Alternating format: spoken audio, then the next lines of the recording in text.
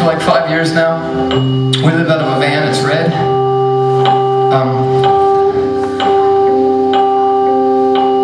I don't know, I think that every day I feel really happy to live in a country that lets me freely travel around and play music and believe with everything in me that it's about something bigger than music.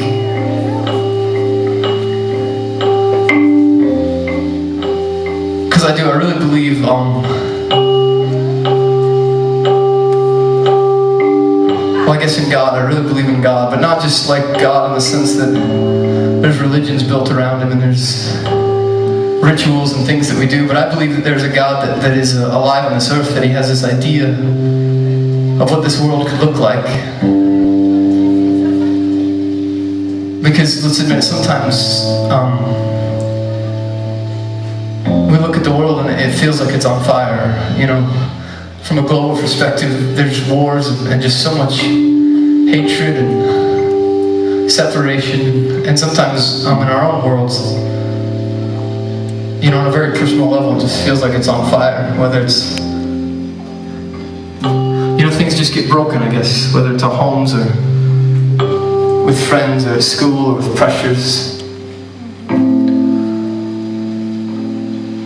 But I feel like life has meaning because I believe that there's a God that is still here and that he hasn't given up on us, that he has this idea that the world could be loving, that it could be forgiving, that it could be graceful, peaceful, that he believed in this idea so much, this idea that he could put the broken pieces back together, that he gave up something that was so dear to him. He sent his son to die this horrible death so that we could stand in this room tonight and know that on this earth, when things feel broken or dead or lost, that doesn't have to be the last word, you know what I mean? I mean, that is the hope that we have in putting our faith in him, that even the broken things can be fixed, even those things that seem dead and gone. With God, new life is just around the corner. That Jesus Christ took death upon his shoulders to let us know that we can always believe for tomorrow. I've been reading this story a lot about these friends. It's in the Old Testament. But I don't want you to think it's separated from our day and time. They lived on this earth and they experienced the world in a way that I think, although very different, is very similar.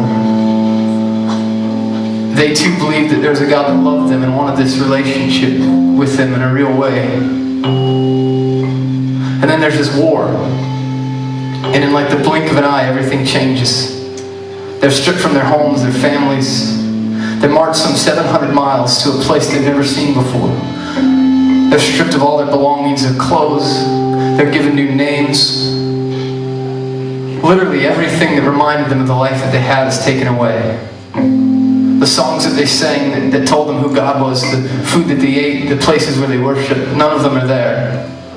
And I think I love the story so much because as you read it, you just start to get this idea in the passages that these three young men, they just refuse to give up on the idea that although everything else is gone and missing, that God is gone and missing. They just refuse to give up on the idea that God is with them wherever they are, that he will never leave them nor forsake them. And there's this king and he wants them to bow before this idol, and for them to bow before something other than God is to give up the very thing that makes life meaningful. And there's this fire that kind of threatens them if they choose not to bow. But for them the fire is the only option, right? Because to give up on God is to tell yourself, well, the world is just how it is and there's no hope. And so they get thrown into the fire, and you know what they find out? That there's life in the fire. That even in the fire, even in what was seemingly death to everyone else, that God is still with them. And there's a way out. And we play music because we feel like it's an opportunity to get up and I guess say that we believe in God and that we believe in what he's doing on this earth. And that every day we go out into the world and are presented with opportunities to bow before things that take us away from what the world could be. And in God's eyes. You know, things hurt, things get broken, and we want to fill our hearts with unforgiveness, with bitterness, with resentment. Our parents split up, or our friends get caught up in drugs and alcohol. They want us to be a part of it. But I think those of us that want to believe in God know that to bow before any of those things is to lose sight of the one thing that makes life meaningful.